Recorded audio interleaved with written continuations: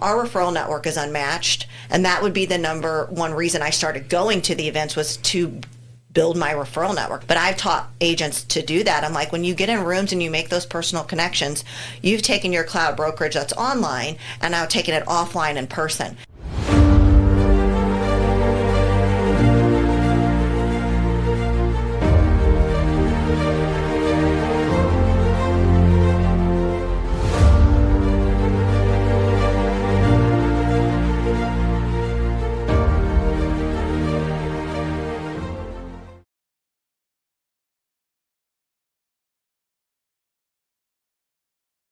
Hey, welcome back to the Real Estate Excellence Podcast. Today's guest is a powerhouse in cross-market real estate, licensed in both Missouri and Florida, and now building a serious traction in Jacksonville and St. Augustine. She's the founder of Prime Living Properties and leads a multi-state team that specializes in relocation, new construction, and investment, driven moves into East Florida, most competitive coastal markets. Beyond her transactional success, she also respected mentor, leading the success squad inside eXp Realty, a global agent network focused on leadership mindset and sustainability to business growth. She blends strategy with storytelling across her social media platforms, and she's someone I consider a real voice for what's next in the industry. Christina Swyers, welcome to the show. Hi, thanks so much for having me. Did I pronounce your last name correctly? You did, actually. You got it right the first time. My regular listeners probably because I'll on the difficult ones, I always say, okay, when they come in, make sure I ask her how to pronounce the last name. And I forgot to do that. So no, you got it right. Appreciate you coming on. A little brief, and I try not to I get enough out of your social media, and then obviously the 5 minutes that we spoke here before getting started, just to trigger some real thoughts. And I think you have the experience, and obviously, moving from one state to another. I'm really interested in eXp. I think I've been looking at some of the top, like Gogo Bethke. I've had Ricky Caruth on, some real top producers, and they're all with eXp. And the question I think a lot of agents would be asking is why? Oh, why? Well, I'm going in, this is my 9th year at eXp. I've been licensed 11, so the majority of my career has been spent at this brokerage, and that's kind of an anomaly. As you know, in the industry, people seem to not get it right. It takes a couple times. This third time's a charm for me here. I started at a big box, went to an independent, and then ended up at a cloud company. And I didn't want to do it. My husband made me. Well, as you told me earlier, he made you get into real estate too. Yeah, he did. I know. He makes me do a lot of things. We're complete opposites. He's an engineer. He's in tech. And so he lives in the future. And so when he saw this model, he knew that this was going to be something before it was. I was actually, I think, the 12th agent in my market initially in St. Louis when I started. No one had even heard about eXp. Right. So people were like, eXp, what does that even mean? What does eXp stand for? And just so you know, the founder, Glenn Sanford, says that eXp stands for the prefix to real estate. If you ask him what it means, that's what he'll tell you. Prefix to real estate. Whatever that means. Okay. And he's a brilliant mind. He truly is a brilliant mind and has created something that has fundamentally changed the business. And so when I thought, where do I want to hang my license, two things resonated with me. One was his mission for the company, which was he wanted to make it financially irresponsible for a real estate agent to hang their license at any other brokerage. I think he's attained that. He's in his 16th year of business, and they're doing really well. And the second part was I wanted to work with a company that was going to fundamentally change the industry and do something different, because I'm different. Right. Well, every agent's different. Well, we all say that we're different, but are we? Well, I have to say, I'm in the midst of writing the book on everyone that I've had on. Not that every single person's going to be in there. I'm going to try to get a quote from everybody in somewhere in the series, but I think what's one thing that's great about real estate is each one of you is different. How you do business, like you were mentioning earlier, you're self-employed, and how you do it, and how another Gail DeMarco, who's with eXp, how she does it is, I wouldn't say completely different. I'm sure you overlap quite a bit, but there's a few things in there that's you. Absolutely. I would definitely say that we all kind of have our own way. There's more than one way. I was telling my agents this the other day. There's more than one way to get to the goal. It doesn't make it right or wrong. It's just your way. And there's nothing wrong with that. It's if your goal at the end of the day is complete and it's making you happy and that's what you want to do, does it really matter how you got there? Yeah, right, exactly. I mean, as long as you didn't kill anybody or, No. do anything like that, I mean, it's this all is real good. estate. No one's dying. So. Well, hopefully. Very little in this industry. We might have some stress in there. Some people had some heart attacks or strokes, but, that's life there. But you bring up, so I always say I should have been a psychology major, and I think, as we were talking, just as we got started, one of the important things I always like to talk about is what brokerage. But I also think, just to kind of step ahead of that also, that I think a lot of agents need to discover how they need to do the business. Some of them come in so raw, they don't know, or they just have that corporate mindset. They're going to show up at 9 o'clock, even if they put that, full 9 to 5 workday in, but they're given an assignment where you show up and it's like, well, what do you want to do? Do you want to prospect? Do you want to go network? I mean, whatever that makes up your day, that's your choice to do. No one's looking over you. There's a lot of people to suggest, but have you found, which obviously your success and you got a small team going, you found some steps that work for you in the discovery process? Yeah, I will say that you learn very little in real estate school. It does not prepare you for this business whatsoever. You learn the basics of how not to end up in jail, and that's about it. When to renew your license. When you renew your license and how many square feet are in whatever that is. So we need to put that on a shirt or a hat. Yeah. But you get what I'm saying. I mean, I learned very little on how to learn what to do in this business, and that's the problem. People want to learn so much, and there's so much information out there already, but you just have to go act. You have to take action. And the separation between people that are successful in this business and people that fail are the amount of times that you're willing to go do something without somebody telling you to go do something. Right. Meaning you have something inherently inside of you that just says, I'm going to go try this.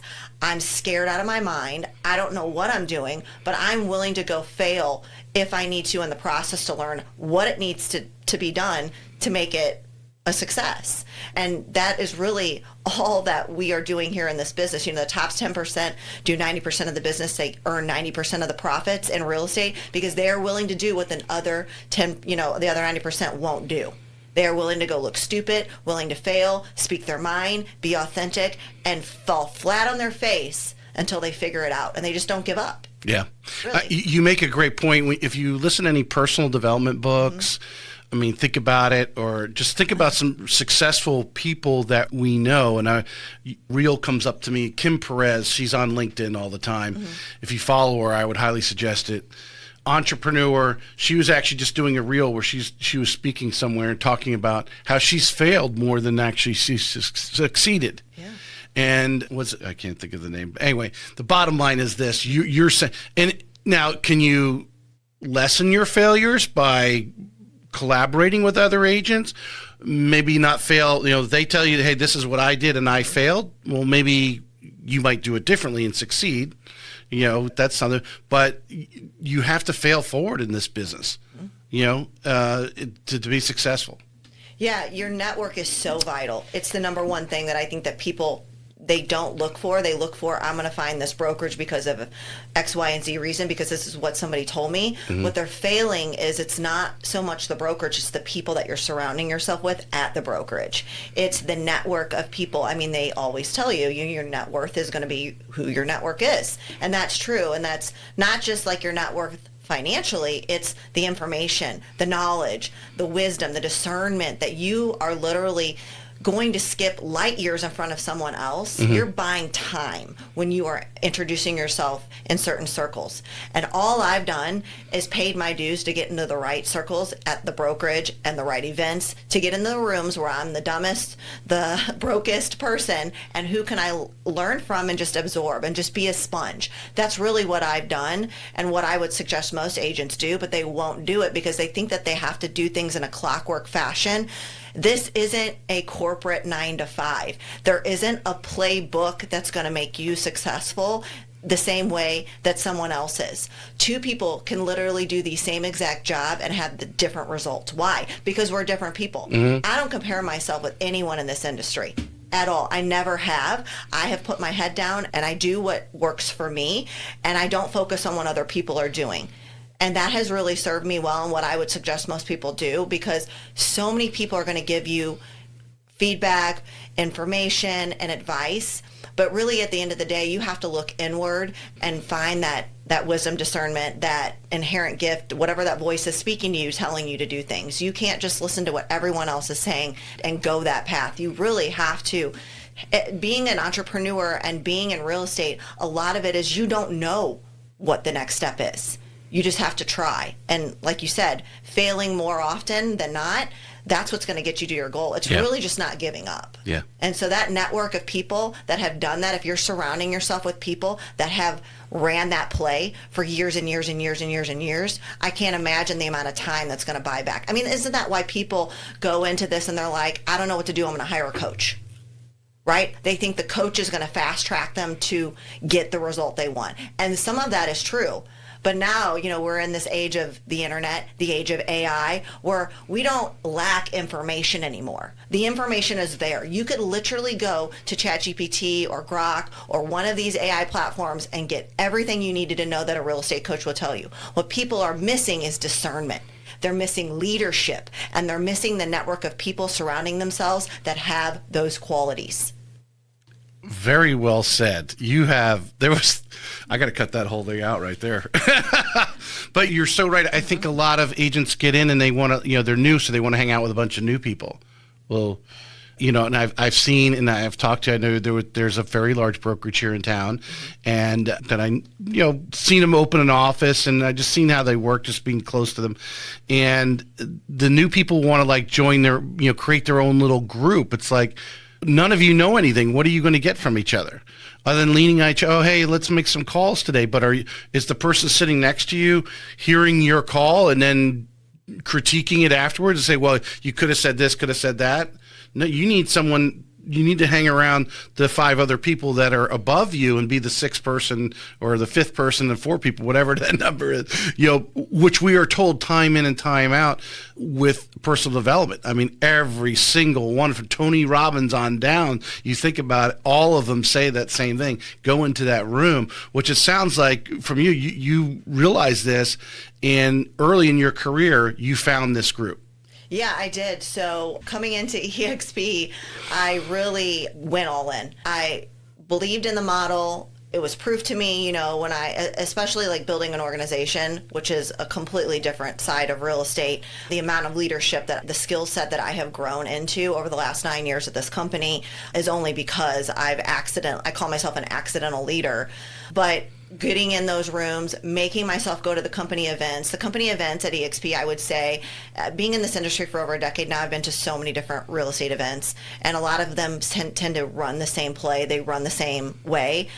I feel like our events are what sets us apart, and it's hard if you're not on this side. But like you said, there's so many powerhouses at this company. Mm-hmm. They know something that other people don't, and it's the network of people. It's the way EXP does the events. It's the type of real estate entrepreneur that are in those the mindset of them on the stages, and they're people that are not just in real estate. They are other entrepreneurs. They are in other businesses. They're investors.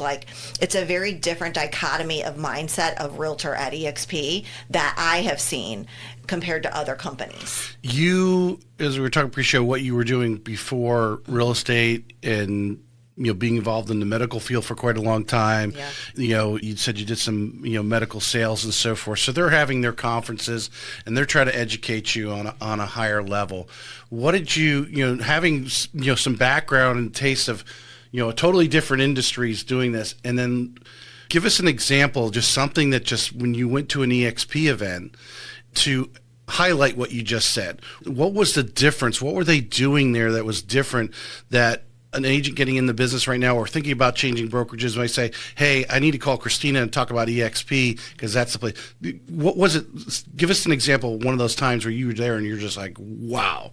Yeah, it's the way the events are laid out, they really don't spare any expense, first of all. Everything is agent-centric. Everything is focused around the agent. The whole premise of the company is agent centricity. So without the agent, they don't have a business, and they know that, and they do a really good job of listening to us, taking our feedback, and then making changes. The company has always done that, ran that play. Their NPS scores are always really high because they listen to realtors, and I feel like realtors, they go to these events and they want to be wooed and they want to be wowed, but I will say EXP has never spared expense. Even the CEO himself has thrown private parties and paid for things for us, and not that that's all, but honestly, in the way that the economy's been the last 5 years, I would say that they have stepped on the gas with things. Instead of pulling back or closing, a lot of brokerages like canceled conferences, they spare no expense. Right. They really want to roll the red carpet out for the realtor because they know without us, they don't have a business.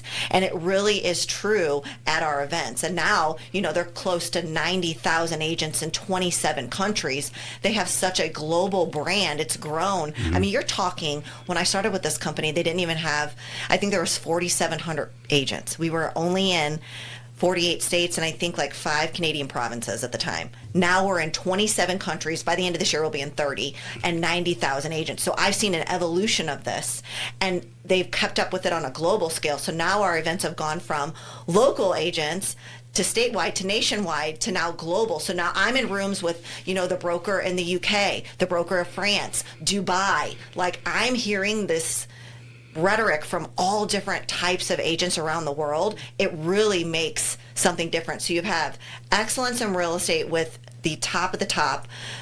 We're wooed and wad at our events, from everything from luxury to whatever they're doing at the events. And then they're getting like really great motivational speakers, just getting us in the room. Our referral network is unmatched. And that would be the number one reason I started going to the events, was to build my referral network. I have a very strong referral network at the company, but I've taught agents to do that. I'm like, when you get in rooms and you make those personal connections, you've taken your cloud brokerage that's online and now taken it offline in person. So you've really just rinsed and repeated that process, and I've done that over the last 9 years at all the events, right, and really had collected my Rolodex. I'm going to age myself by saying that, a book of business, right, of agents. And now when they think of real estate, I want them to think of me the same way, like moving here, I wanted them to think of me, Florida, right? Like restarting my whole business from scratch in the market that we've had was kind of wild, but I knew what to do because I have that network, and that's what most people are missing. They don't have that network, and EXP has really built something special. Well, I think one of the challenges in corporate America between a great corporation and a so-so, that the so-sos, they have money.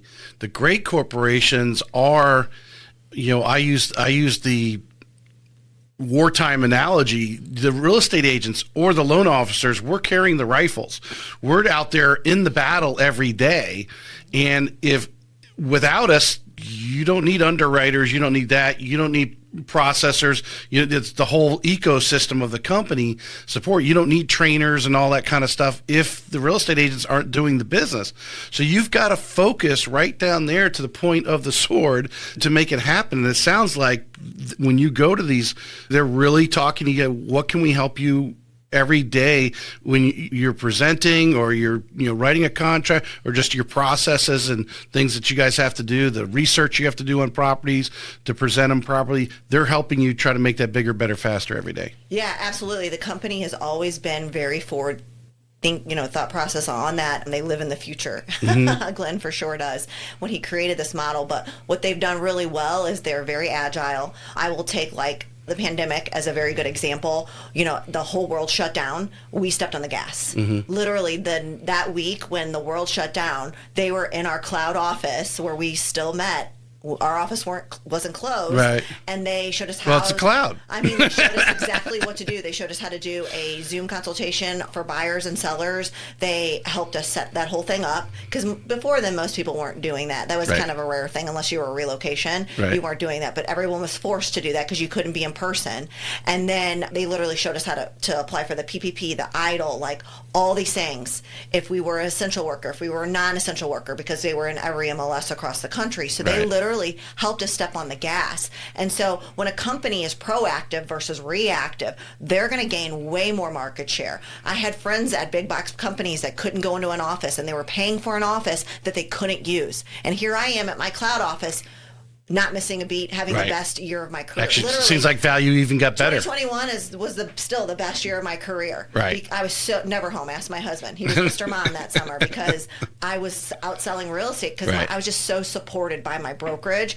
That really solidified. I'd been, in the company for a couple of years at that point, but really wowed me. And I'm like, this is where every agent needs to be. It's irresponsible for them not to work at a company like this. People need to be careful about where they're spending their money. And I still cannot believe it's only $85 a month. I mean, he's come out and said, I'm never going to change the price because I don't need to, because this is a business in a box for realtors, and the company is essentially no debt. Right. So he's done it the right way. He's agile, and he's always thinking about the future and where we're going. Now, would you say that obviously you're well bought into? Anyone listening right now says she loves EXP for Yeah. sure. Is it for everybody? Is No. EXP for everybody? I wouldn't say it's for everybody. I would say it's for that business-minded entrepreneur that really wants to sell real estate and do it really well. They're like that person that gets up every day and they live out that personal and professional excellence. They want to be the best. They want to sell the most. They want to make the most impact. So it's not about making the most money. It's about the impact at the end of the day. I asked my top 5 leaders and my organization at the company, like, if you could describe yourself in one word, what would it be? Most of the words were, things that, yes, like obviously like you're the best, but it's things where your qualities of the people that you are trying to attract and what the impact you're trying to make is really what's the most important. And I think this company isn't for everyone because everybody needs a good fit, but it's going to be dependent on the people that you're partnering with, right? Because you can have a very different experience partnering with me versus partnering with somebody else. And I have a lot of people over the years are like, they'll come back to me and they're like, I really should have listened to you, and I'm like, well, I told you so. There's always tomorrow. You can always come back and whatever. As I mentioned earlier, I want to help some agents out there. If someone's getting in the business right now, or maybe they're at a brokerage where they're not anywhere near as excited as you are at EXP, and what are some things they need to evaluate and really get down to I call it rubber meets the road and their evaluation. But would you agree the first thing they need to do is evaluate themselves before they can go and evaluate the brokerage to find what brokerage they're actually going to match with? Yeah, I would say, most people, they look at, like, for instance, like the very first brokerage I was at was at Berkshire Hathaway, and people were like, how did you choose that? I was like, well, Warren Buffett, everything he touches turns to gold, right? Like, I thought that that's where it was. But getting into it the first 8 months, I realized I wasn't a good fit for that office. I kind of stuck out like a sore thumb, and the brokerage was like, door knock, cold call, and I was like, I'm going to go start a Facebook business page and do video before it was a thing. And that's where I got my first 3 clients from. So I was able to break out of the norm and do something different. And that's okay. Like, that time served me, but then I learned and moved on. I didn't just stay there. And so most people they'll know really quickly if a place is for them. So if you are resonating with people and you're learning things, but you're not having success, you need to look at that, right? You can only take so many training classes at your brokerage or coaching programs before you actually have to go out and sell real estate. So after you've been doing this for a couple months, if you haven't sold a house in the first 3 to 6 months, you need to really reevaluate quickly. The most successful people in this business take inventory and they make a change quickly. They do not mull over the decisions. They see what's working and they redirect themselves if they need to. If something isn't working, what do they say? The definition of insanity is doing the same thing over and over again and expecting the same results. Right. If you are not going to get those results, obviously when you're new, it's going to take time. But if you go on and it's been a year and you haven't sold a house, something is wrong. Something is wrong. And that could be you, and you need to really reevaluate yourself, or it could be a combination of the people that you're surrounding yourself with. It could be the brokerage, the broker, the agents, and who you're taking that information from. Let's say there's someone on listening to this, whether it's tomorrow or 2 years from now. I mean, there's always somebody who's just getting into real estate, or like I said, they're in that 3 to 6 months. And what are some things they need to be asking themselves? What's going on? To obviously then make the command decision that I need to find another pasture, another brokerage to go to. Yeah, well, I would say Some of the things that you really need to look at are, am I making the connections with people? Like, am I growing my network, and am I able to make an impact and help other? Like, the whole point of this is to help other people and make a living doing it, right? That's what we're looking at. You really need to look and figure out who you want to work with. You need to do what I call a client avatar, a niche down. What does your ideal client look like? Where are they every day? Where are they shopping? What kind of car do they drive? Where are they buying homes? Like, you need to really understand people. The psychology of this business is so important. And I always tell people, the reasons a lot of realtors don't find success is because they're dealing with something personal that is transpiring into their business life.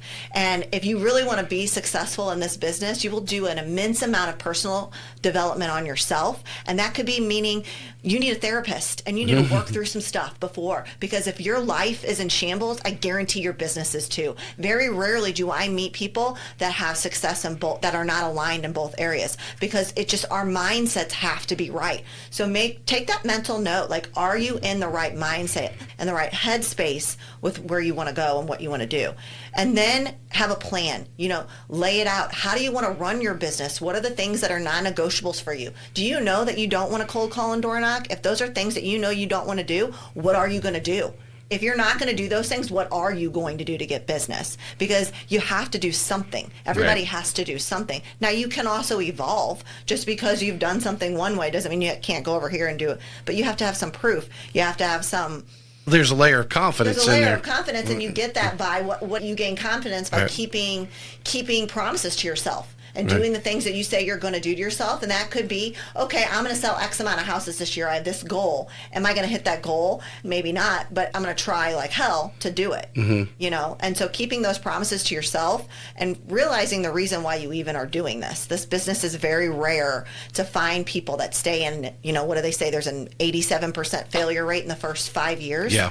That's because there are unrealistic expectations and people aren't doing things that they need to do, the unsexy day-to-day tasks that are boring and monotonous that they don't want to do every day. But you have to figure out, choose your hard, right? It's hard being broke. It's hard. Choose your hard. You figure it out, right? It sounds like way you were describing EXP is they put a lot of time and energy into being out in front of the agents. In other words, adding value, which I think any brokerage, if you go right down to just whether it's a boutique brokerage or one of the big name brokerages, Berkshire Hathaway, etc., that broker in that office needs to, if they're any good, needs to stay in front of the agents every day. Adding some sort of value. There are some brokerages here in town that, you could tell the difference. 1A, their retention is high because the agents are getting value every day. But sometimes it may not be you. You might be following that good leader and thriving in that culture that they created. But as time goes on, they lose steam. And you have to come to a conclusion. Maybe I've been here 5 or 6 years. I'm doing good, but I've noticed, I'm not getting that same mojo that I've gotten before. And if that really makes your business, makes you click, is finding someone that's going to be that daily coach, that whether it's kicking you in the butt or just motivating you, however it is, you might have to go somewhere else. Yeah, I think agents need to evaluate. I mean, I'm always evaluating. I mean, I love this company, but I always tell people, show me something better. Yeah. And recruit me. I love it. I love it when people call me and they're like, hey, I want to tell you about ABC Brokerage. I'm like, do it. I let them do the pitch because I'm like, okay, let's see. I will never be so close-minded that I will not want to know another opportunity. If I was that way, I would never have been at EXP, right? Right. So just keep an open mind and really understand that the brokerage is in business because of you. The brokerage isn't going to make money unless you are selling homes. And so that is coming somewhere. And it just depends on how they're dividing the profits back up to you. The one thing that I love about this company is the fact that they are willing to share a piece of the pie instead of take it all. And I think that has truly been a balance of I'm able to sell, I'm productive, I make a decent split or cap or whatever that is on what I'm making, but I have other opportunities to earn that back or to make money. And so the diversification at this company of how you can profit is one way that they attract top talent and keep them. The first agent that I attracted into this brokerage 9 years ago is still with me. The tenure is so high in my organization, and it's because I'm constantly giving value, but I'm also like helping them wade those waters where they're like, I've been here for 8 or 9 years. Is there something better? I don't know. We'll go back. Let's do that evaluation. Is there? What else are you looking at? Let's talk about that. Let's see what that looks like. And I've had agents leave. I've had agents come back. But the majority of them stay because there isn't really anything else like this model out there. It is so unique. I mean, they've said almost 100 companies have tried to rip off and duplicate what they've done. And some have been successful. There have been some that have, but they're still the OG. They're the GOAT. They're the one that started it. Right. And so if I'm looking at a brokerage and I'm like going to make a move, it's not going to be a lateral move to me. It's going to be something that's going to fundamentally change my business and help me make more money, right? And so when I'm looking at a company like EXP, I'm like, okay, they're the Google, they're not the Yahoo. They're doing it well. They're running the play better than any other cloud office is. And that can't be denied. I mean, our footprint is massive. Right. And it's because of the leadership. It's because of the way that the company has ran it. And it's because of how they started it. They haven't lost sight of the goal.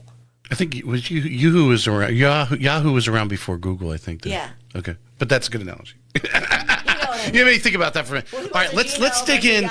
Let's dig into Christina in her business. Yeah. I don't know any, so I'm just going to ask some exploratory questions to get out of you, and you can lead it, and then we'll go deep. So whoever's listening, hopefully, can pick up a nugget or two.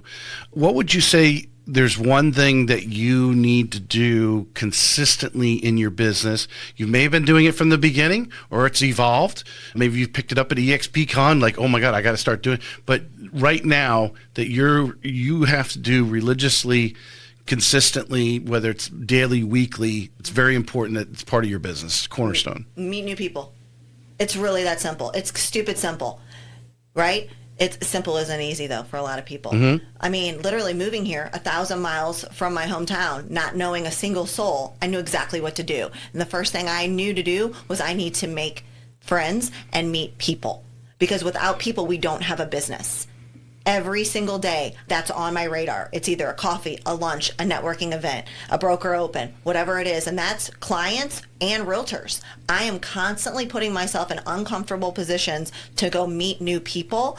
And that could be, I'm in downtown St. Augustine and Saint upstairs at the bar, people watching, because there's people from all over the world. And I think realtors get so stuck and they're like, nobody wants to move here. Do you know that I run a business where I could literally refer you to France or Dubai? Like, don't get so stuck in your head that you think real estate is so local. It can be really anywhere. That's another reason I love this company. But just, you need people. And so we constantly have to be reminded of, without people, we don't have a business. And that needs to be reciprocated every single day and processed. And you need to go find new people. What was interesting is I use AI, I use ChatGPT, it knows my show very well. Everything's loaded up into it. All your bios were loaded into it. And I said, help me. That intro was created by AI. And one of the questions I had it create, just interesting, creative, impactful, unique questions about you, but about real estate and so forth. And I got to find it here on my thing. One of it was relocating to a new area, which you did back in 2017, right? Well, the 2017 you started with EXP. You moved here in a year and a half ago. So what advice would you give someone, and I think this could go for a new agent who may, I think you would agree, you may think you have a large sphere of influence, and you're like, oh, I know a lot of people, but they won't necessarily jump in and start doing business with you right away. If what you were doing before they weren't really impressed with or didn't have a high level of credibility, you now need to gain that credibility. You may know them, so you almost got to treat them just as lukewarm. Now you got to actually meet them and actually, get them to know you and what kind of business you're going to deliver. So just to put that out there. So just those type of people might be listening to this, but you move into a new area, You said you need to meet people. How can you get your business up and running? You're already experienced real estate agent, so you don't have to learn more about that necessarily. How do you get your business going in 30 days in a new area? Absolutely make sure that you have those connections in the network of people to tap into. I knew exactly what to do here and knew who the people I needed to meet with to help me thrive in my business, first of all. Secondly, social media is incredible. I've built a great big business using it, and I have really dominated in my stories and getting people to understand that you need to know where your feeder markets are. You know, coming from Missouri, that's a feeder market to Florida. Most people will move here. They will either eventually retire here, buy a second home, a vacation property, and so you're painting a lifestyle. Right? And so I just early on knew exactly what I needed to do. And everybody back in Missouri is like, oh man, you make me want to move here. So whenever they think of Florida, they're thinking of me, whether that could be for themselves or for somebody that they know. Yeah. But I have built such a massive referral network and realtor network over my platforms that when I moved here, people knew to tap into me. They knew to tag me in the groups for Florida. And I just running that play like I did in St. Louis over here. So meeting the right people, the network, and then also tapping into my brokerage resources. EXP does a really good job with the Revenos program to help you kind of get started. They have some really big partnerships with some big banks and different institutions to help you kind of get leads going if you need to tap into that. I never really used it in St. Louis because I'm from St. Louis, so I had a sphere of influence there. I didn't really need that. But moving somewhere where I didn't know anyone, I needed the diversification. So just being smart about that. You know, I've never been that Zillow agent. I've never been that agent that's going to go blow a bunch of money because I'm like, I feel like I can do this organically through who I am. I really believe that everybody that I come across, there's a reason why that person is talking to me, meeting with me, or is sent to me. And so I have built a massive referral business from realtors and from clients. And that just kind of just keeps coming back. There's nothing better than working with a client that's been referred to you. Oh, yeah, for sure. Ever. Like, it cuts the fat out of so much that you're dealing with when you don't know a lead. You could focus really on what you love to do, which is helping them find their place versus selling them and making sure they like you. They already have the credibility piece is already there for the most part. So I would tell a realtor to make sure that you know how to do that really, really well. And then just go take that if you're going to move. People move all the time. We have military that constantly get relocated and move. Like, people are always moving. And so was I scared? Of course. I wanted to make sure that this was going to work. Give us just a couple real nuggets there. You have over 12,000 followers on Instagram. Is that kind of your main place? I would say Instagram, but also Facebook. You know, they're two very different platforms, very different. I would say more clients follow me on Facebook and more realtors follow me on Instagram. Okay. How are you doing that? Obviously, the word is top of mind. That's one of the main, if you're marketing for real estate agents, one of the first two things has got to be staying top of mind of all the people you already know, right? What are some of the things that you like to do to keep that referral engine humming? Yeah, I love to do video, and I love to get in front of people because that's really what is going, when they're scrolling on an app, that's what they're going to see. You've got to gain their attention and attraction. So one of the things I did here was hire a really good videographer to do some community spotlights on different businesses, different restaurants. That one video I did, I think it has over 40,000 views for the restaurants and on TikTok. I haven't even posted on probably 25 times. Like, that one's doing really well. So that's kind of unexpected because I usually don't do a whole lot on TikTok. But just depends on the platform. But I've gotten like a couple pre-approved buyers from that, just from that one TikTok. But I repurpose that content over all the platforms. It always does differently depending on where it is. But the whole point is that you're partnering with the business, and then when you do that, you collaborate with them on the reel. They've got a circle that people follow. They've got their whole circle that they're bringing in. And then now not only are you collaborating with that business, of course they're going to say yes. Now their whole following is seeing your stuff. They get retargeted. If you have a listing or something that comes out, they're going to see it now or follow you. But then also, like, they're inviting you to influencer events. You know, they're in your DMs because they see that you have a platform, and that's free advertising for them. But that is exactly what I would do. All right, so this is not anything totally unique. Very few execute on it. Correct. You said you got a couple of potential buyers. Yep. Because you're not posting on TikTok that much. But anyway, are they messaging you through TikTok, or are you putting your information and they're actually going, oh, who is this? And then opening it up and seeing the caption and going, oh, that's Christina. That's her email or whatever. Yeah, they're just messaging me outright. Right They're on like, TikTok. Oh, I'm coming to St. Augustine. Where do I need to go for this? And starting up a conversation. Or, oh, I'm relocating to Northeast Florida and I see that you also homeschool your kids. Can you tell me like some of the best co-ops? I've had that. I had a great family. I just relocated here over the summer that did that same thing. So those are my client avatars. But then also like on one of my listing reels I have right now going in Arlington, the guy was like, I like this area. I don't know if this is the right house, but I'm looking in this area. That's sparking the conversation to go, okay, have you been pre-approved? No, let me get you over to my lender, right? So they're messaging me. I'm not running ads. I'm not doing anything. It just sparks the conversation with people. How you take it and what you say to them is what the outcome's going to be, right? You have to know exactly what to say to them. How, like I said, you got a nice following there on Instagram. Yeah. How important is it to engage, to obviously be commenting on other people's posts and so forth, to get, they say one of the tricks to Instagram is, you need to be commenting on other people's posts to get them to push your post out further. Is that necessarily true? I think it used to be true. I don't know. Like the algorithm has a mind of its own, and sometimes even they're always tweaking it. I think. Even doing all the right things. Sometimes you get stuff. Some of the stuff that I post will get like very low. I think it will do really well and doesn't, and the reverse is the case, right? I think where most people will shine is in the DMs. Like getting in and showing that day to day in your stories, being real, humanizing you in a way that others can't.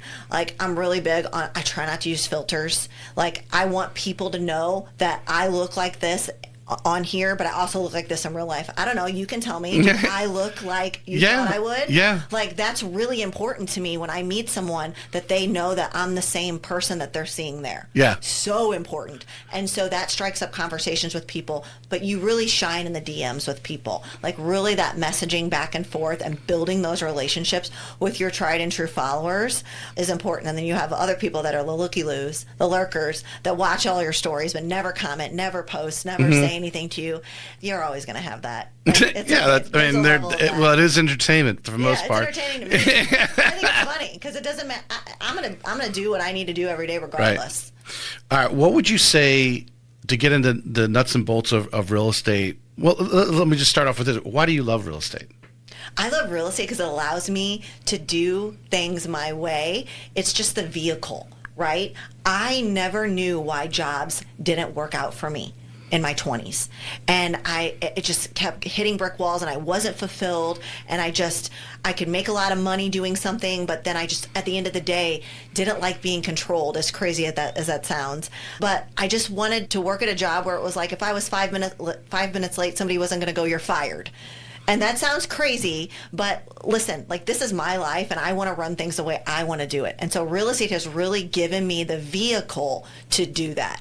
I love sales, but also selling a home, you're literally helping someone where they're going to make all of the memories over their entire life. It's usually the most expensive purchase they're ever going to make. And so I have a piece of that, and it can be take part in that. That's pretty freaking cool. Like, I'm not going to lie. But also, like, that it's not going anywhere. Real estate will always be, because people will always need a place to lay their head, and they will always need a home. So it just made sense. Patty Ketchum always said everyone wants a roof over their head. I mean, whether it's a hut or an RV, like you got to have a roof over your head, right? So, I mean, I just think we have such an important job. It's the number one driver of GDP in this country that people just don't think about, and it's not going anywhere. And so our job is so important, and we need to do it really, really well. There's a lot of realtors that don't do this job very well, don't really sell a whole lot. And, last year they said over 70% of realtors didn't even sell a single house. How can I move here and have success in a year? And it's because I care. It's because I have a mission. I want to make an impact. And truly, it's using my gifts and talents to help other people. And that, to me, is just like God-given. It's God-led. What would you say is I'm going to use this phrase that a lot of people, what's your jam? What part of real estate do you is it negotiation, showing the how? What part of the many parts that you do that you feel is like, one, you love doing it and you're really good at it? Oh, the art of the deal and just the project management of it. People don't realize, without, like you said earlier, without us, nobody gets paid. We are literally managing every single part and every single person in the deal, because if they aren't doing their job, we can't do ours and fulfill. So nobody gets the house, nobody makes the money, nobody sells the deal, whatever that is. I love the negotiating part of it.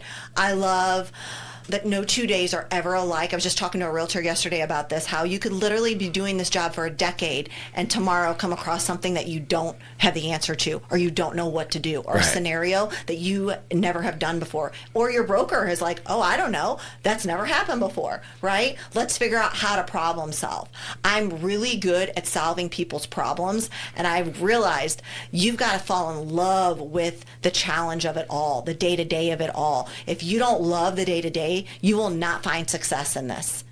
Like, that is the key. Like, you've got to fall in love with the day-to-day of this, and this is the challenge of it, and being a good problem solver. We make the level of the money that we make in this business is commensurate to the level of problems we're able to solve for people. Yeah. The harder problems we're able to solve, the more money we'll be able to make. Yeah. And so I just love that. I love the challenge of it. I love not having a ceiling to my income. I love shattering those glass ceilings, or whatever you call those goals. Like, being able to like really just wow myself. Because I come from humble beginnings. I didn't come from that. I would say I'm probably like the black sheep of my family. I've always went my own way and done my own thing and learned a lot of hard lessons in life. And real estate is just so suiting. Like, it just is. All right, let's give some color to your favorite. Tell me, how do you, I think this is a good teaching moment because I think negotiation, I've been hearing, pretty much hear regularly from everyone that comes in, just a recent situation where the real agent on the other end is like almost battling with them versus trying to collaborate and find a win-win for the buyer and seller, that kind of thing. When you have what, your experience, you're like, oh, this inspection report came back bad, whatever. This is going to be a tough negotiation, but you're excited because you like you get a high off the success of the negotiation. So you're excited about taking it on. But what is your mindset? What are some of the things that maybe we can give a scenario if you could think of recently? Maybe I would imagine the first big one is always the bad inspection report. Now we've got to figure out how do we going to move these parts. How do you prepare yourself? What are some of the first things you do when you get that news, and then how you're going to react and communicate on that negotiation? The first thing I do is I don't do anything. I sit and process what I'm dealing with.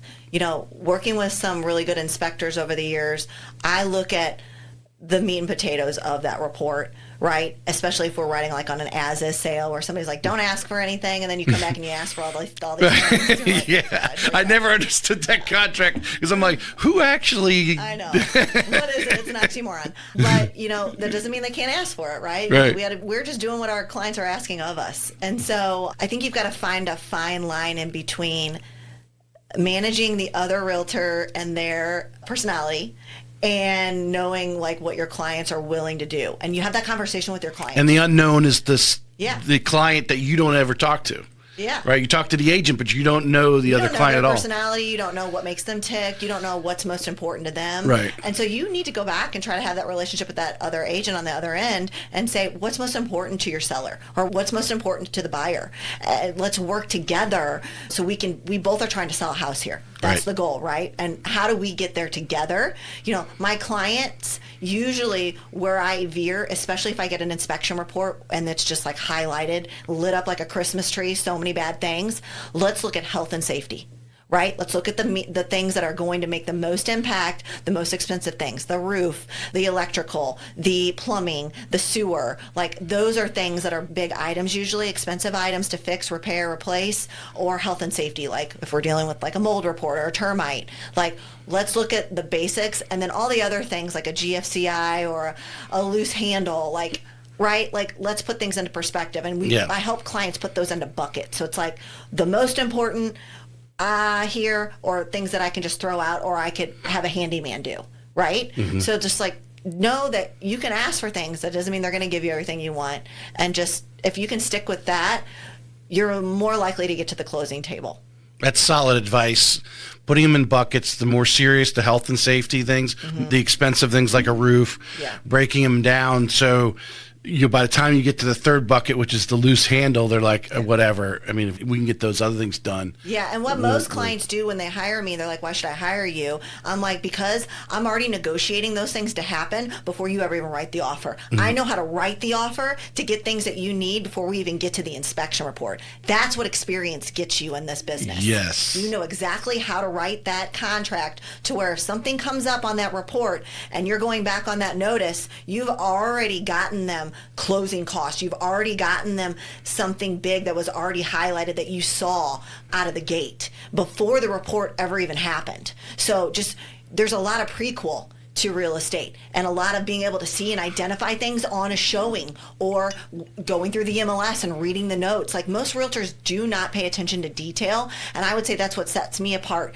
is the high attention to detail, a high level of communication, and really being solid with writing offers and understanding that contract. You really need to know that contract. You cannot rely on an attorney just to know the contract. That is part of your job. I'm not telling you to interpret the law to your client. That's not your job. But your job is to understand this paragraph and be like, what does this mean? And how to explain that to our clients, because they don't know. They really don't know. They're so green with that. They're erring on you. They're hiring you to help them through that process. Well, as a lender, when I get the purchase contract, and obviously there's certain areas that I'm looking for, seller concessions, who's paying for this and that, that sort of thing.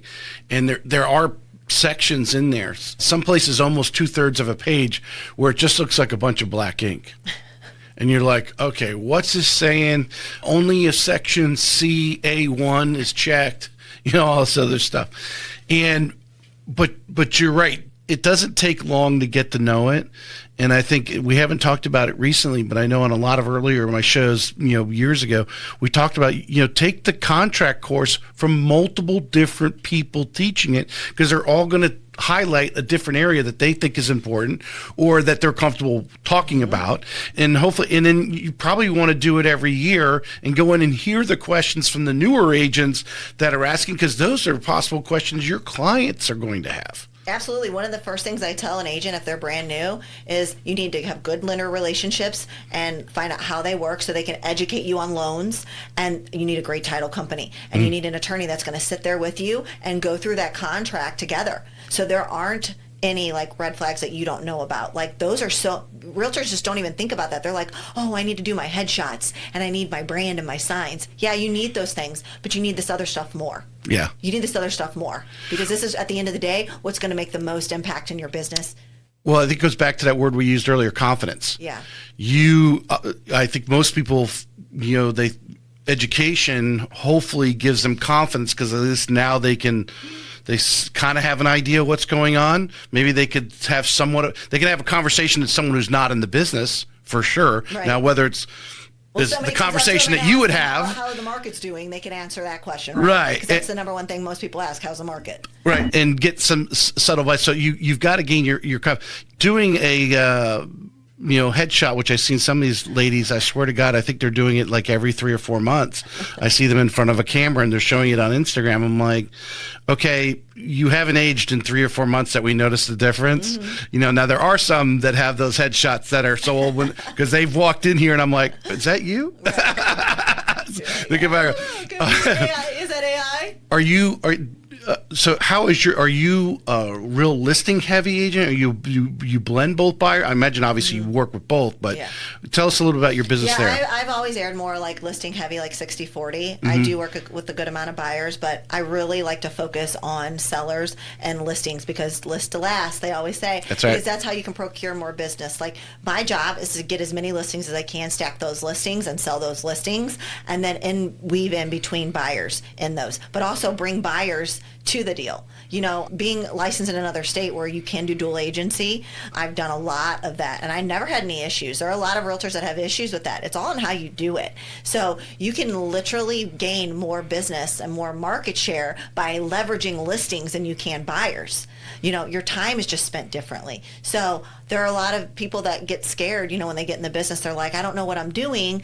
I don't want to be a listing agent out of the gate. But really, that's where you need to focus yourself. Well, you've only been here a year and a half. Mm-hmm. How, obviously people who you're listing now have been here longer than you have. Yeah. For most of them anyway, should be. Yeah. Been in their house longer than you've been here in Florida. Mm-hmm. How are you gaining their confidence? Mm-hmm. Well, that's one question. But first, what are you doing to get that appointment? What are some of the things that you're doing to just say, hey, we need to call Christina and have her and talk to her about selling her house? Well, because I have such a referral heavy business, a lot of times the person's referring me is teeing me up in a way, but also just how I'm talking to people, the questions I'm asking them on the phone. Am I staying in control of the conversation? Am I asking the right open-ended questions and then setting an appointment? Like literally, this is just a math equation, the data. The more people you connect with, the more phones that ring, the more people that pick up, the more appointments you set, the more clients you're going to get, the more houses you're going to sell. It's literally goes back to math, right? So when I talk to somebody and I meet with them in person, it's really important that I have that confidence because people are buying that. That's what you are selling. You are not just selling, I can sell your house. Anybody can sell a house. Anybody can stick a sign in the yard. It's you are able to solve their problem and they are confident you are the right person to do it. Have I done a good job at relaying confidence to the client? At the end of the day, I can say I'm pretty good. I'm very direct with people. I'm high on communication, and I have a no BS attitude about getting things done. I don't make excuses for things. If I feel like something's off with my clients, I make sure to reel them back in along the process because, as you know, sometimes things can take longer to sell in this business, and if inventory is at a certain level and you're on the market for, 50, 60, 100 days, how do you manage that? It's just a different level of management working with sellers versus buyers. But people are buying the fact that they know that you can eventually solve their problem. And if you've been doing this for a long time, and like me, I've sold hundreds and hundreds of homes, it doesn't matter where I sold them. I know what I'm doing. And somebody could literally drop me in the middle of Alaska and I will sell a house. Whether you're meeting with a buyer or seller, it sounds like you want to convey, your confidence. You have your confidence from your experience. When you're going in now, I'm sure it's routine to you now, and you probably don't even really think about it. But if you were to look back, what are the important things that Christina's been doing to portray or express that confidence in that experience? Because no one wants someone to go in there and just, well, I've got all these numbers. I've got all, blah, blah, blah. Mm-hmm. And, some people are obviously, most people will probably be impressed, but I think the average consumer is like, they don't necessarily know where to stick that on the wall. Because that's why I was talking to somebody a couple weeks ago. I sold $20 million last year. The average person doesn't, is that good or is that bad? We don't know. No, the consumer doesn't know. They don't know. But when you go in there, what are some things that you want to make sure that sometime during that conversation, you're going to take a few moments to get a couple of these points across? And what are those points that you like to get across about you? I would say it's less about me and more about them. I listen more than I talk, and I am willing to figure out what is the most important thing for that client by listening and taking note. A lot of times when I go into a listing appointment, sometimes commission doesn't even come up because they know that I'm the right person for the job, and it could be whatever percentage it is. They want to hire me. You, again, are going back to, it's psychological. Do they want to work with you? Is there a good alignment there? Everything is your body language, your tonality, how you're dressed, all of it.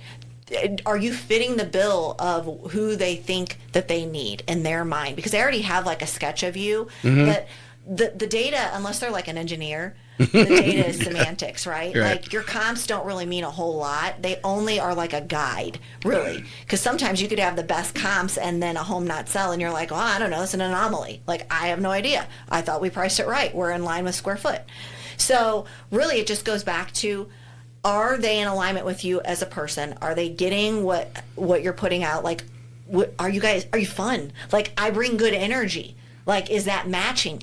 I know that sounds kind of hokey, but Well, did it come naturally to you, or you are very good at, well, I wouldn't say you were failing, but looking back, hey, my last conversation, I need to do this better, and then do this better. And then obviously you've got better and better and better at every at-bat that you had. Yeah, I mean, obviously, like, you take what doesn't work and you change it. Yeah. You have to go, okay, what went wrong in that deal? Like, if I had a deal go sideways or it was crazy, because it's rare that I get that to happen these days. And there's some agents, literally every deal is a dumpster fire. And I'm like, is it you? Or is it how is every deal you're doing a dumpster fire? Right. Like, are you putting this out into the universe? Like, what's happening here? But, like, go back and reevaluate, what was it from the gate? What are things that I could have changed? Like, the last deal I did that was not very pleasant, it went back to the lending part. For me, like, they weren't given the level of customer service to my client, but we were so far in deep, I just had to manage that. Yeah. And it was really difficult. And it made me go, I never want to work with this lender again. Isn't that terrible? Like, I don't ever want to say that, because I want to do what's right for my client. And at the time, that was what was right for them. But looking back, I don't think my client will ever use them again either because of the experience. So it's like, sometimes we just have to take evaluation and then do things different. Right. Don't do the same thing. All right, since I'm a lender, I have to ask, what was it that was going on there that customer was upset about? Yeah, so it was a very big corporate bank. They were not open on nights, weekends, holidays. At 5 o'clock, the Cut phone's off. Yeah. Oh my gosh, it's my number one pet peeve. And when I knew I was moving here, I was like, I need good local representation. It matters so much. If you are listening to this and you are thinking about buying a house, it matters so much who your lender is. Using Rocket Mortgage might get you the right rate, but it might get you the worst experience and mental health of your life. Like, and I'm not just saying that just because, but you want to use someone local because of reasons like this, where I need to talk to somebody at 8 o'clock at night on a Saturday about a deal that's supposed to close Monday, and there's no disclosures that have went out. Right? And we know we have a waiting period or whatever that looks like. So the communication was very poor. The processor even admitted to me that they were overstaffed.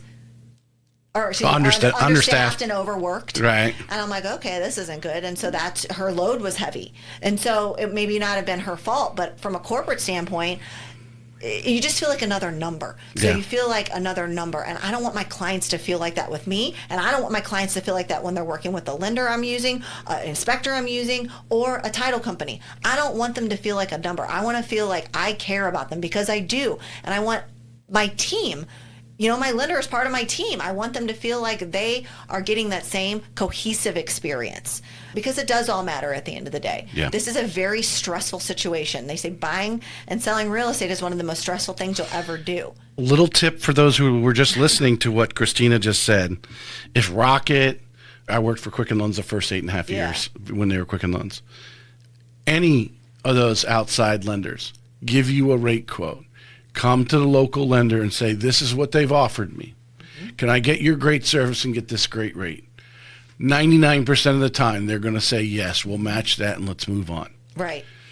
Now, occasionally you get some pie in the sky quote that they're like, if they're going to deliver that to you, great, because we're going to lose money if we do that. But 99% of the time, and I tell my clients that, I said, hey, if you want to shop, that's, you know, your prerogative. You're probably going to get phone calls or whatever. Trigger leads are supposed to end in March or whatever. But anyway, if you want to shop, when you get under contract, now you can actually get a rate quote and lock it in. You can't do anything when you don't have a property yet. Right. And I can tell you anything because you don't have a property yet. So get your pre-approval, get the property. The day you get the contract, if you feel you need to shop, make those couple of phone calls. Yep. The agent referred you to me for a reason, because they know this. They know I'm going to make them look good because I've delivered good service before. Go get your rate quote, bring it back to me. I'm a loan officer. I can only give you the best rate that I'm allowed to give you. But that manager over there, they may go at skinny. It's like any business. We don't want to be the cheapest guy out there because we'll be out of business. Yeah. We've got to hold a margin, but we'll look at that loan and say, all right, we got to move that just that little bit. Okay, we'll take that whatever that little bit further. We'll go. We call it going short. We'll go that little extra short. We'll match that, and now you have the best rate and you have the best lending experience, hopefully. Yeah, well, you know what they say about the cheapest sometimes, it's not the best. Well, they're eventually going to be out of business. All right, I want to jump into these rapid fire here on these. What's the wildest relocation story you've had where everything almost went off the rails? The wildest relocation story? Probably my own.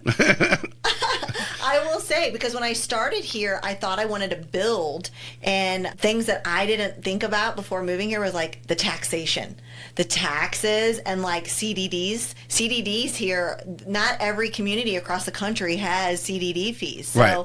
like you have big HOAs, big CDDs. So you choose, do you want like the heavy taxes plus that? Or do you want to be in a non-HOA? And so I didn't know what I didn't know. And I thought that's what I wanted until I saw what my payment was going to be on that. And so I would say myself, using myself as an example for a future buyer or a person relocating, would be to look at the millage rate and look at the taxes and look at the HOA and CDD if you're in a planned community versus for your You're just being in the county is a non-HOA, area. Yeah, right? I've learned so much about that. And like, as you know, like a lot of this reform is coming. I'm following like these bills. There's about 6 or 7 different variations of these bills that we're supposed to get this fall to vote on for property tax reform. It's going to be interesting to see what that is going to look like and how that's going to change things, because, taxation is like a buzzword now. Everybody's like, we're overtaxed, or what's happening with taxes? Why? Well, because we're seeing all the fraud. Property taxes, and people are like, I've lived in my house for X amount of years. Why am I still paying property tax? What is that going to? Are they taxing for want or necessity? And so I think we're going to start to see a lot more consumers get educated on that part. But I was also, looking at that, and I think I should have done a better job when I relocated here of looking at that, because it depends on your county, right? It could vary vastly different. Yep. Flagler versus St. John's is a big difference. Huge. And Duval even versus St. John's. But also, like, people need to understand, like, if taxation gets removed for primaries or for homesteaded properties or reformed, like, is that going to increase values? I absolutely think it will. I don't think prices will go down. I think prices are going to go up. And so there's a fine line in between, like, determining, do I sell now or move, or do I wait until this vote happens? And so... Yeah. No, there is some. I'm really curious about that. And just DeSantis has gone into a lot of these counties and done some Doge work and see how and they're blowing, of course, is making housing unaffordable. It's part of looking at that whole thing. You're juggling Missouri and Florida markets. What's the moment where that double duty nearly broke you? Have you had that happen? Broke me, I would say for sure when I decided to move to Florida and knew that I had to protect my business. I was always that forever solo agent. I never wanted to start a team until I decided I wanted to move. And then I had to protect the decades-long business that I had. And most realtors don't realize when you do that, the only other option you have is to refer your business out, which is not a business model. So I had to do some soul searching on starting a team, what that looked like, and creating a microstructure that can be ran out of state. And so that's another reason I love EXPs, because they're one independent I'm sure there's a lot of people in that category. A lot of people are multi-licensed. They move, and then they're like, wow, I built this business. I don't want to leave this, so I need to protect it. And so that's what I did. I hired 2 agents that were already working with me in my organization at EXP. I already knew them for many years. They were great fits, and they pretty much helped take over that brokerage operations when I moved, and they're doing great. Like, they're literally running the play. They're serving the clients the way I would serve them.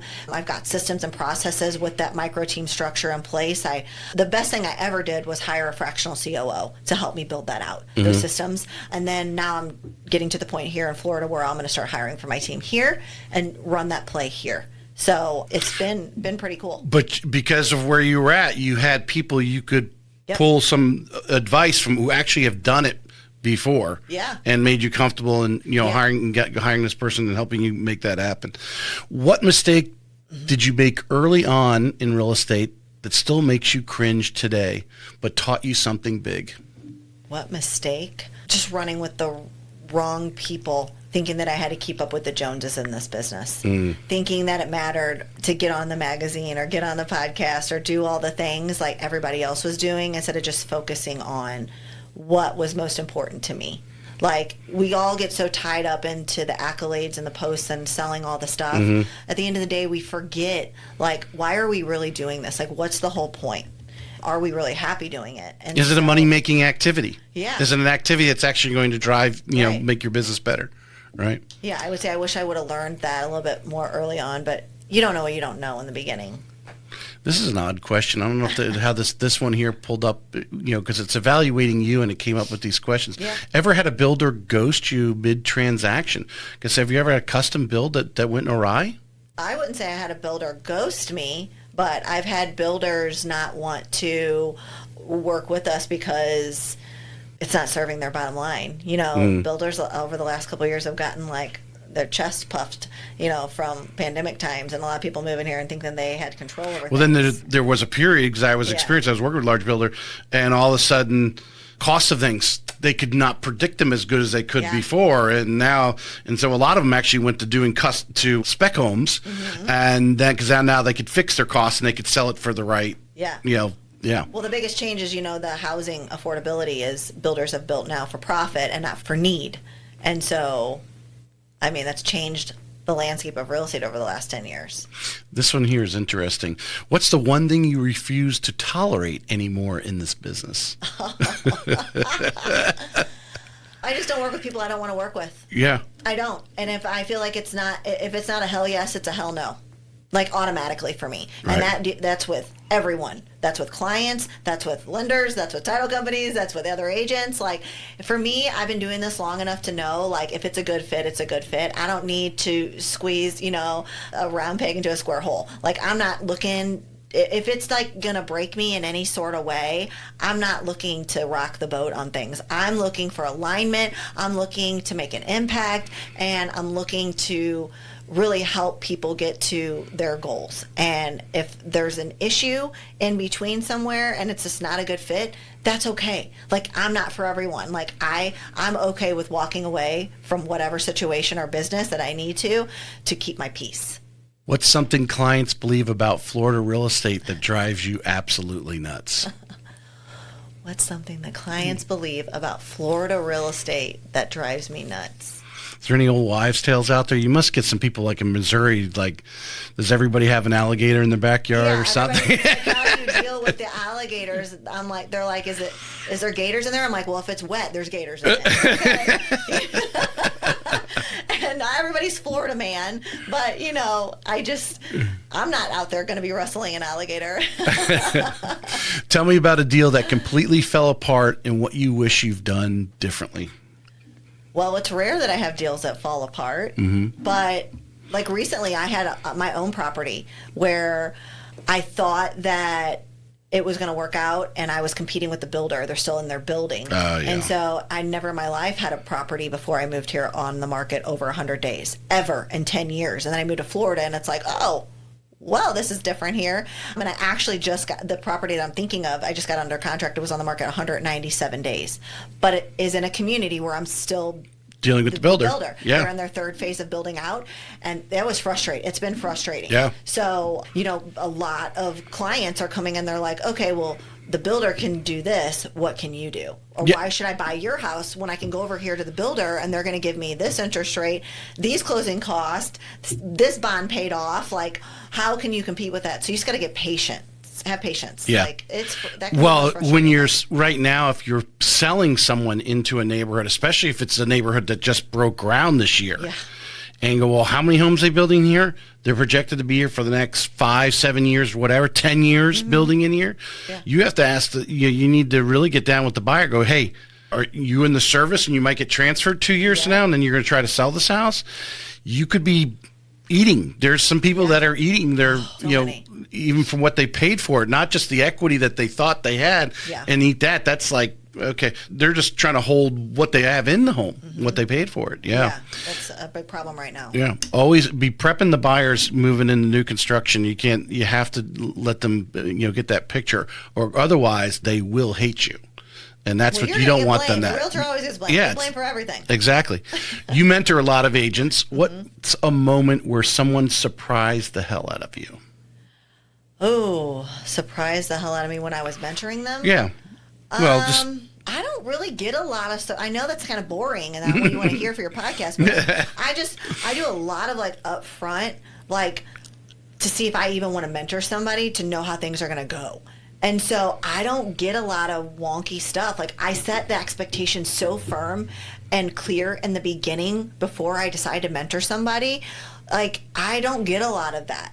So I would say probably like not knowing, like new construction, that they needed to register their clients. And you're like, oh, now you're not going to get the sale because you didn't go in and register your client. And they're like, what are you talking about? Well, you should have asked me. You don't just send them willy-nilly. Like, you just don't know things when you're brand new. Well, I had actually, for the first time ever, I had a site agent on a couple days ago.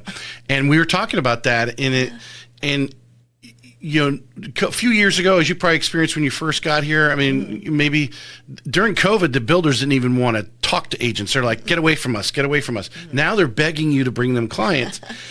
If your client has any intentions, you need to be calling, you need to find out the phone number to that site and call and say, hey, I can't be there if you can't be there.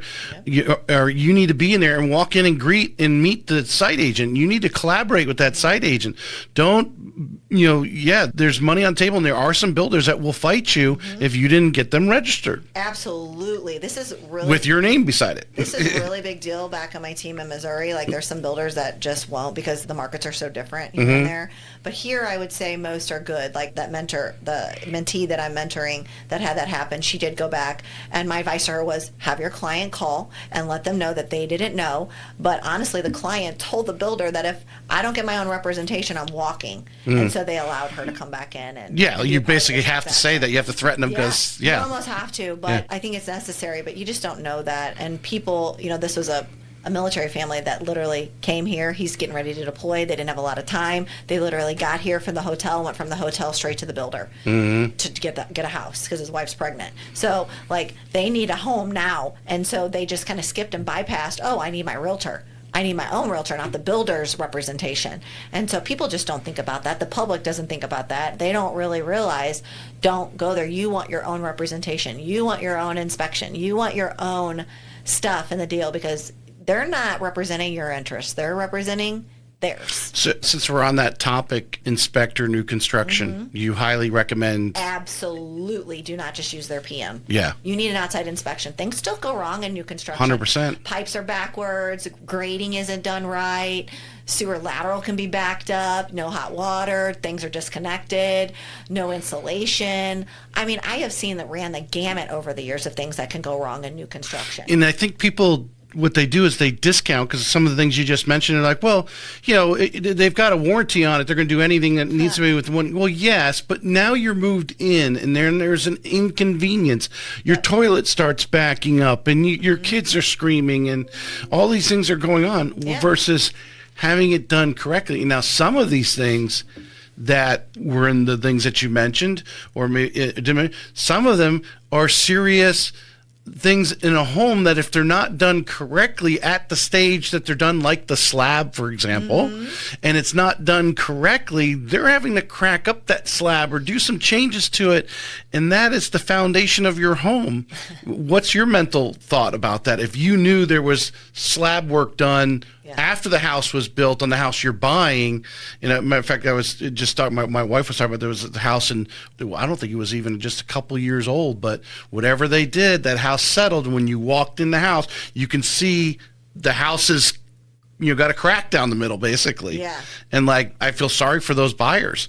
Obviously there's work that can be done. There's guys can get on there, but there's thousands of dollars, a lot of inconvenience, that it's just not worth it to spend, whatever the $1,000 or whatever. I don't know, what do they charge for a new construction inspection? I mean, it could be anywhere. Depends on what you're doing, having them do. But you're like anywhere from $500 to $1,000, depending on it. So it's like, it's so worth doing it for the peace of mind. And I always tell my clients that you're hiring me not just to represent you, but to help guide you on this process. And so we're going to do a pre-drywall before they put those walls up inspection, to look at the electrical, to look at the plumbing, to make sure that we can proactively catch these things while they're building your home, to get those fixed and identified now, not later, because otherwise then we're cutting behind drywall and we can't see behind the drywall. So and the builder is going to do everything they can to shoo you along the process and not do that, because they don't want you to they want you to get to the closing table.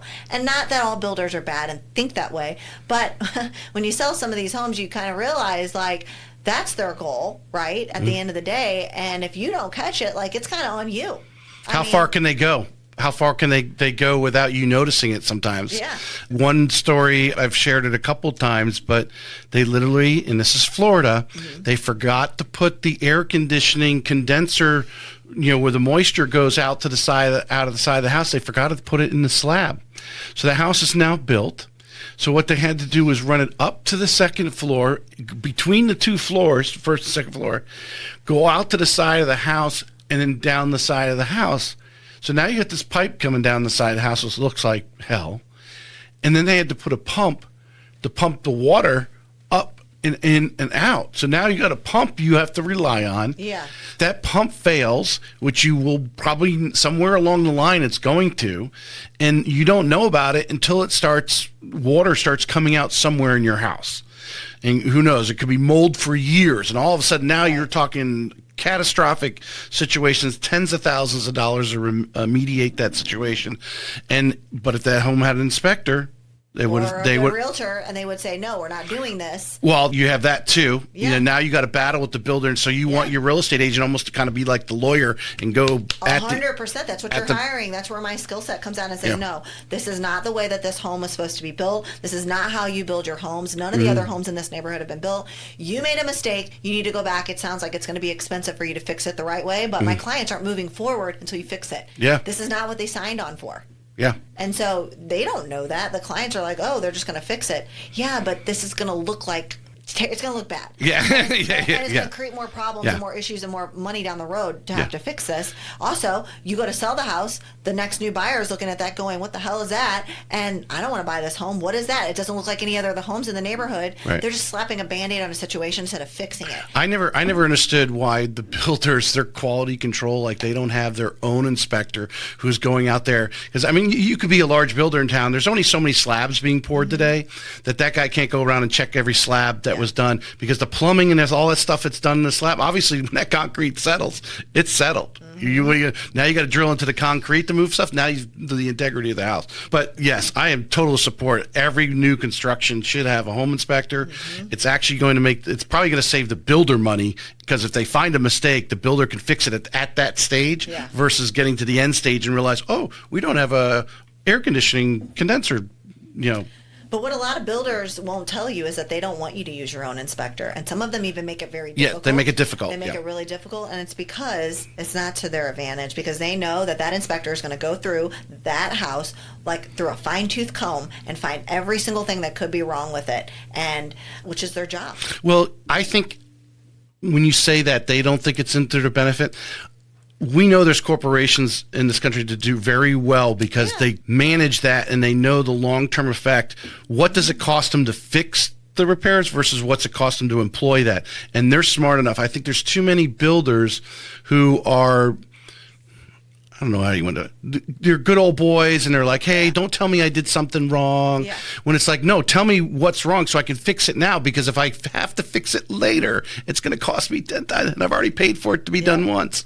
And these contractors that they bring in, they're getting paid based on the volume of homes that are being done. They're bidding on a contract that they know, hey, I'm going to paint 30 homes in the next 30 days, so I'm going to give you a really good number. So they're in there just slapping paint around because they're only getting paid so much per house, and it's not the prime rate. Well, and we know when things aren't done right, especially at a mass level like that with some of these big builders, lawsuits happen. I mean, we see them every day. Yeah. So, and and you also need the agent to go through that contract with you with the builder, because that contract the builder gives you is not. It's not a FAR contract. Yeah, it's not a NEFAR contract or a Florida contract. So, Christina, I appreciate you coming on today. Is there anything you like to add to the show here? I mean, I appreciate you having me. I feel like I'm the new kid on the block here. Yeah. But, I mean, I'm here to make an impact in real estate and in the industry. I love helping agents figure out their next steps. I feel like my career is kind of evolving into that after I've been in sales for over 10 years now. So many realtors come to me and they want to know how I've done what I've done, and I shouldn't say coaching, because there's so much ick in coaching. We could do a whole nother podcast on that. Right. But it's really more so how can I show future realtors how to care more, how to make an impact and make a lot of money doing it, and rinse and repeating that process, really just becoming good leaders. That's what I want to get out to the public and get out to agents. Well, to raise the bar in the industry. Yeah, we've got to raise the bar. And like I said, there's a reason why the top 10% will do most of the business is because they care the most. It's not just generally because they're the best or they sell the most. It's because they care the most and they want to make an impact. And they're doing it in their own way, being themselves. And that's okay. Well, and I also think it goes back to that, what you said, why you like negotiate. You like the process. Yeah. You get high on the process. And then obviously the winning, going to closing, getting a check is, your measurement of that. Yeah. But it's the process that excites you every day to get going. It's a process, and then the evolution with realtors is like to see them come to me and have the problems that they're having in their business, and then see them grow a team and like become leaders and grow their own organizations. And seeing that has been so incredible for me to be able to be like a part of that. That's so special. I really truly love mentoring realtors in that space that are so ripe for it. Like they need it so bad. They just have been given misdirection or misguidance at a different brokerage or with another mentor. And they come to me and they're like, I'm ready to get out of the business. So either I'm going to sink or I'm going to swim. What's going to happen? And just helping redirect their mindset.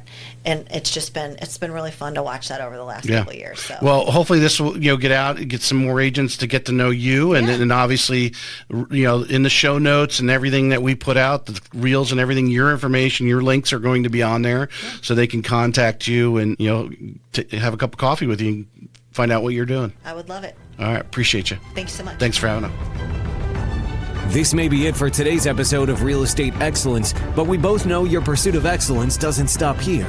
To connect with the best of the best and really take your skills to the next level, join our community by visiting TracyHayesPodcast.com, where you'll meet more like-minded individuals looking to expand their inner circle and their personal experience. That's available at TracyHayesPodcast.com.